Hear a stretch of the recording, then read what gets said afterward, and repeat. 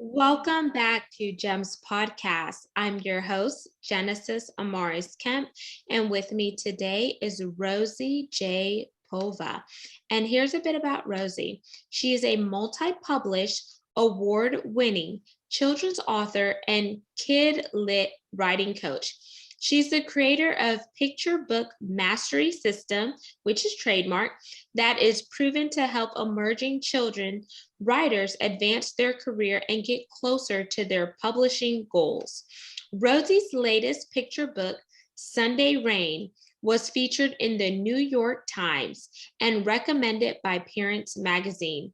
Her upcoming picture book, The School of Failure, a story about success, will be released this spring in both China and the US.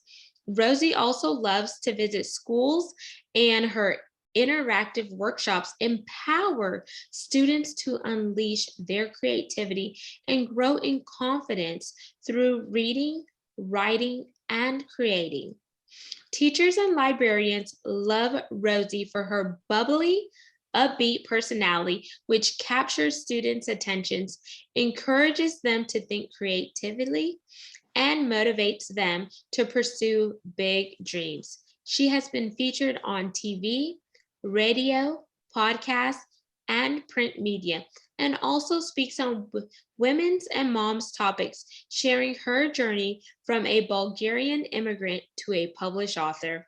And without further ado, please welcome Rosie J. Pova to Gems Podcast. Thank you so much. I'm so excited to be here. My pleasure, Rosie. And today we're going to learn what is it like to be a writing coach, as well as weaving in your books that you currently have on the market, because it definitely takes a lot to not just be a writer, but help others write and really showcase your brand. So I want to start with your childhood and work up to where you are now. So tell us about your journey of, being an immigrant from Bulgaria and how your lifestyle growing up has helped you find your way within the author world.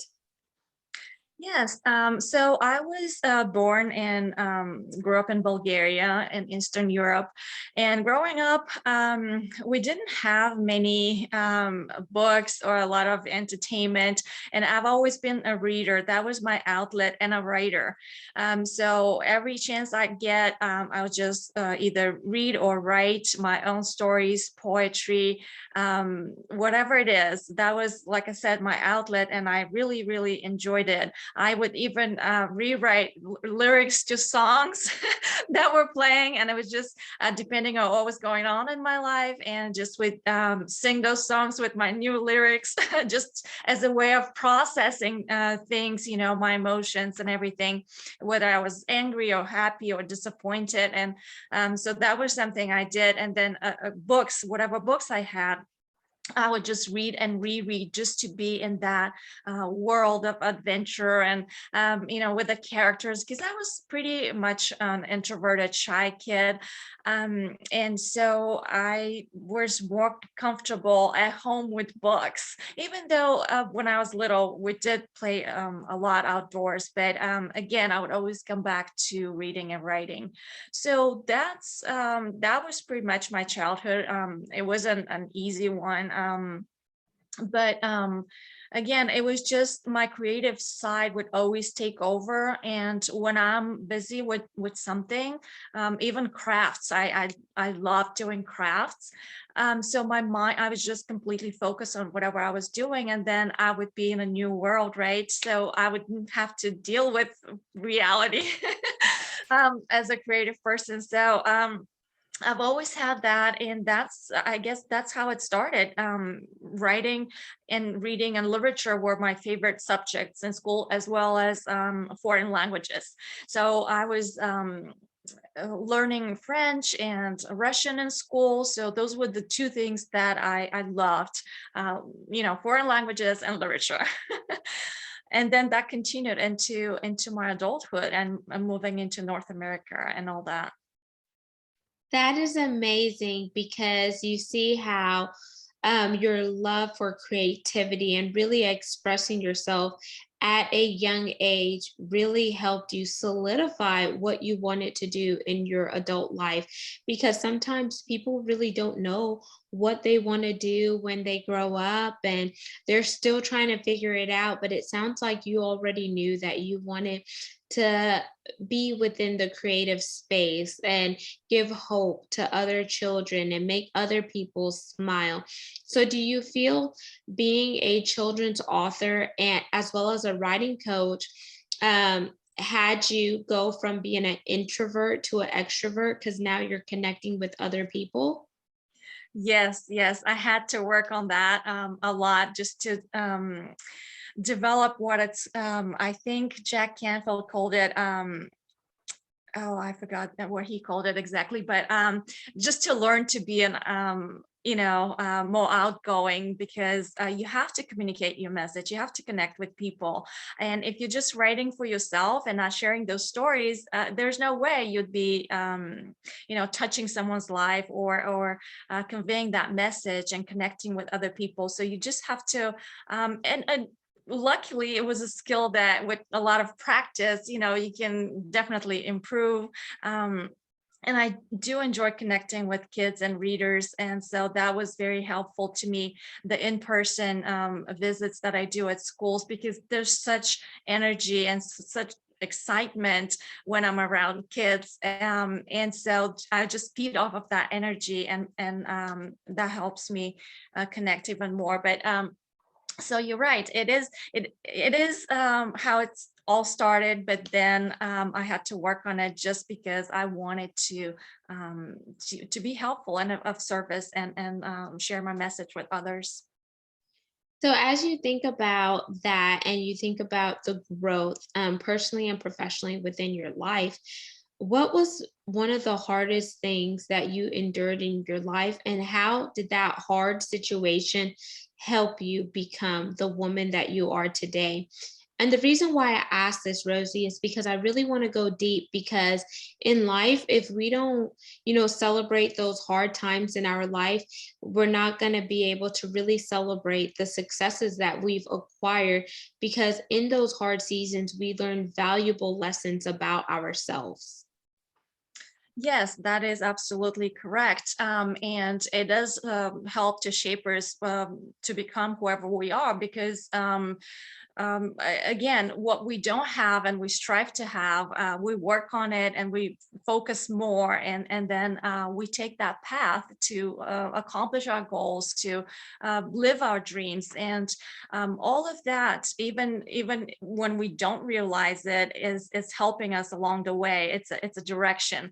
So in that regard, yes, like I said, I grew up in a family where life was not really easy. As a child, I was looking for strong role models, and that I couldn't really find, and like encouragement or someone to help me build more self-confidence, which really was, I was struggling with that a lot. Um, and so what I wanted to do is for other kids, if they're going through something like that, to be that um, person to encourage them to believe in themselves and to reach for their goals and to reach for their dreams and to believe that it's possible. Because for me, it took a long time to believe that what I want could happen. And always, doubting, always sort of confused, and not willing to fully show up and fully explore what's possible, and what skills I can develop, and what things I can achieve. So um, that was really the driving point. And yeah. And that's beautiful because, if you would have never got to that point where you didn't find somebody to coach you and guide you and that mentor at that young age, it wouldn't encourage you to want to be that for somebody else, because you knew what a difference it would have made if you had that person in your life to influence you or steer you in the right direction. So, as a writing coach, what are some of the tips and tricks that you work on with your clients to help them overcome imposter syndrome, help them really embrace their creativity and believe in themselves? Because when you believe in yourself, you have the confidence. And then, as you're confident, you're really going to feel good about the work that you are producing. Yes, that is exactly right. And I remember when I first started, I was a relatively new immigrant and still not fluent in English. And like I said, English is not my second language; it's my fourth language. So I really had a lot of catching up to do. And I was already an adult, so I didn't get to go to school here. I When I came to North America, like I said, I was an adult, and I had to look for jobs, we started a family, and having kids and all their adult responsibilities. And yes, I was still a creative person, but that was sort of like in the back burner until it resurfaced with my first child being born and reading picture books to her and all of that. And so once that passion came back and I started writing, like I said, it was I struggled because as a new mom, new immigrant with all of the responsibilities, was still getting, within just building my life, um, and catching up and developing my language skills, of all things. And I all of a sudden, I had this crazy dream of becoming an author, which was really, really tough. And at the same time, I was excited. I thought my stories were great and I can't wait to get published. And I had no clue what I was doing. But I had to try, right? And so with that came a lot of disappointment, a lot of heartbreak, a lot of rejections, because my stories were not ready. I didn't even know what I didn't know, right? And so the more I learned, the more I found out that I really have no clue what I'm doing here. And then it took a long time, a lot of years, just to figure things out and make all the mistakes and just learn a little bit here and there until I realized that, well, craft is what I can control, right? I can't control the publishing business or the uh, deadlines or someone's personal preferences, but I do have control over the craft and what I'm learning and what I'm doing with my writing. So that's when it dawned on me that I should probably take some, classes and courses and start going to conferences. And that's what I did, but it took a long time to realize that. And again, once I started going to conferences, it wasn't things started to improve, definitely, but it wasn't an overnight thing to where, oh, now I'm ready. I still had to piece all of it together and learn as I went along. But so looking back, I thought, well, I wish there was like a course or a resource where everything is put together for me, and it's guiding me step by step to where I understand the process. I avoid the mistakes. I have the system. And that's when I started putting that, a course together. And especially in the pandemic, a company reached out to me, and they invited me to be a writing instructor for them. And they had classes going on, and up until that time they were in person, like here in Dallas, but they had to switch online, of course, as everyone did. And I was super intimidated by going, online and doing all these new things that I was not familiar with. But I said, this is my chance. This is an opportunity I've been waiting for. And this is my chance to put together that system I've been thinking about, and to, figure this technology out and move along, right?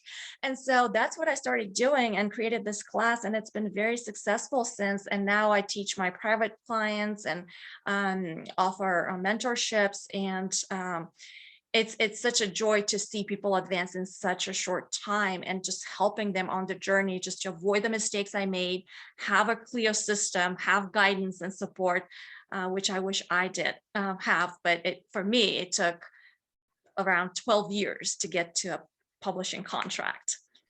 And that is commendable, but then it also shows that those slow and steady strides made a huge impact later on, even though you may not have felt it or seen it as you were going through it for those 12 years. But then you became a solution to the problem in your industry. You wanted a class, that class wasn't there, and you said, you know what? I have the tools, I have the resources, I'm going to create it. So I'm paving a way for future generations to come. I'm going to make it easier for others who are coming besides me, as well as behind me. And that's one way that you're building legacy, Rosie, because you're taking all of the knowledge that you acquired over time. You're taking the things that didn't work. You're taking those gaps and you're finding ways to close those gaps so you can help your public clients, your private clients, and etc. And that is amazing. And that's how a lot of inventors work. If there's something on the market that they don't see, or there's something that's not on the market that they need to make their lives easier, they invent it. So they are aiding the situation.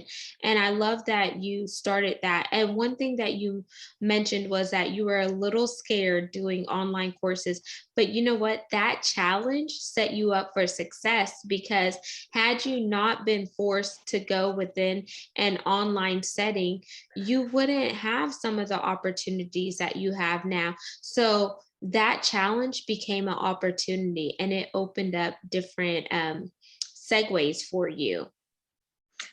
Yes, that is true, and that's how I try to look at everything. And now, just a challenge can easily turn into opportunity. It's a mindset thing, and I like to be challenged now because that leads to advancement. And who wouldn't want that?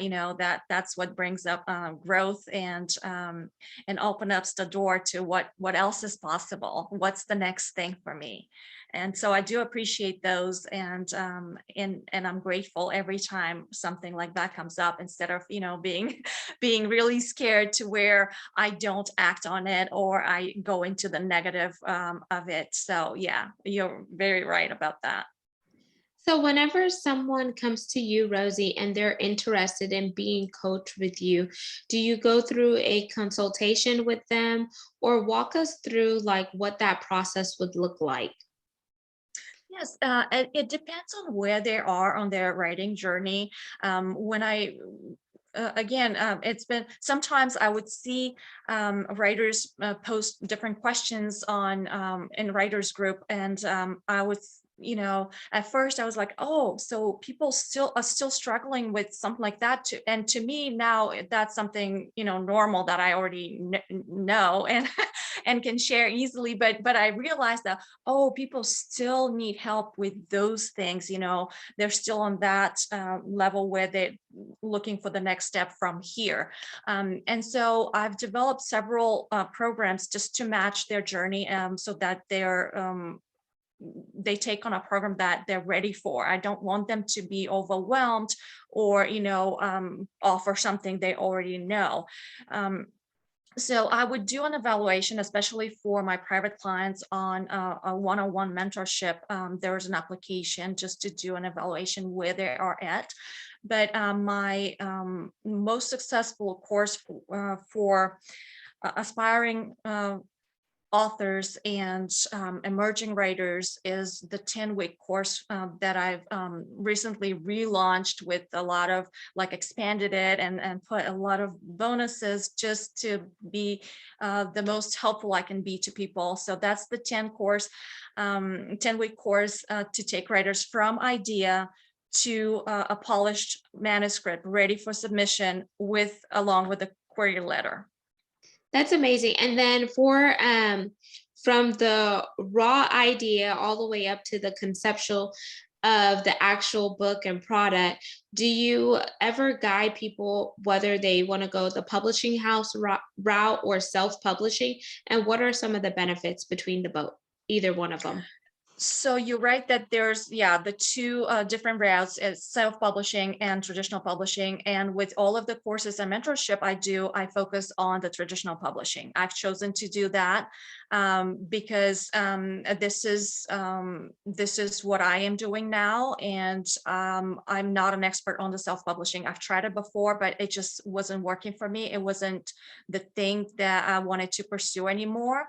At the beginning, I just had no clue, right? So I was trying all the different ways to get published, but I realized I do want to pursue and stick with traditional publishing, which is finding a literary agent and going the traditional big houses with that offer advances and royalties and all that. So I'm coaching on that only. I don't I'm not an expert on the self-publishing, so I don't offer any of those classes. And thank you for sharing that, because I definitely wanted to let the listeners and viewers know there are two different options there. But I also wanted to also let the listeners and viewers know that whenever you go within the publishing route, make sure you always read the contracts. Make sure it's something that's favorable for you as the creative content writer, as well as the publishing house. And if you aren't sure on what some of the legalities are, always have someone who is an expert in that field, whether they are an attorney or etc.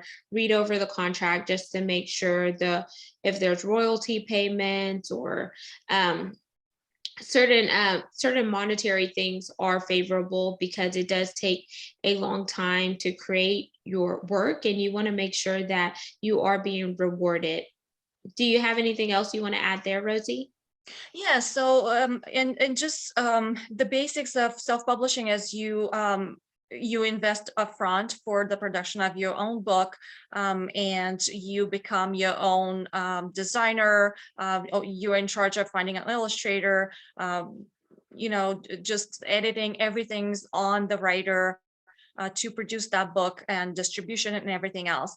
To where the traditional publishing is it's advisable to find a literary agent who would be the person to actually negotiate those contracts you mentioned before, just because they're the seasoned professional who know all of the clauses of the contracts and will help you to sign a good contract and find the right house for you. And they also are in charge of submission, because the big houses don't take unsolicited submissions, meaning they only accept submissions from agents. So you really do need a literary agent if you're going the traditional route. And then they are in charge of everything else. They hire their illustrator, they pay them, they produce the book, they market and all of the things. They pay advances and royalties. But yeah, those are the main differences. And you're right, if you didn't have an agent and you still got an offer from a traditional publisher, make sure you hire a literary attorney to help you with the contract, because you don't want to be stuck with a bad contract, which happens unfortunately sometimes. But yeah, that is a very good point. Thank you so much, Rosie. And as we wind down, I want you to leave our listeners and viewers with 1 to 2 gems. One could either be something that complements the core pillars to educate, inspire, and motivate. And the next one could be a lifestyle gem that has really helped you throughout your journey. Yes, well, I would want to encourage everyone listening to really say yes to their goals and to their dreams, and to do something today that will set them on that path. If there was something that they were putting off, something in their heart they wanted to pursue, I do encourage them to go back to that and really embrace it, and give it their all, and believe that it might happen. And what would happen if that thing became true. And then I also would encourage them to read and be creative. Those are amazing gems. And Rosie, how can our listeners and viewers connect with you via your website, and where do you hang out on social media? Yes, my website is rosiejpova.com. And I'm everywhere on social media. Instagram, Twitter is at Rosie Pov, POV, and Facebook. They can easily find me and check out my books, check out my courses. If any librarians are interested in inviting me for an author visit at a school, I love doing those. And now we're getting back to in-person visits, which is super exciting for me. So please find me and get in touch and follow me on Twitter. I'd love to connect. And there you have it, listeners and viewers of GEMS podcast.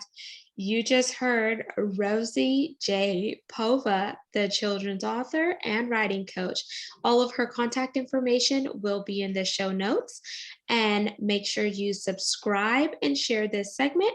We are on 40 plus platforms, and follow us on YouTube at GEMS with Genesis Amaris Kemp for all things video content. Remember to embrace your inner creativity. Let down your hair and release your inner child, because when you could really be free, you are able to turn those dreams into realities because you are in your happy place. Until we chat next time, peace, love, and lots of blessings. Have yourself an amazing day. And remember, your destiny is brighter because you were created.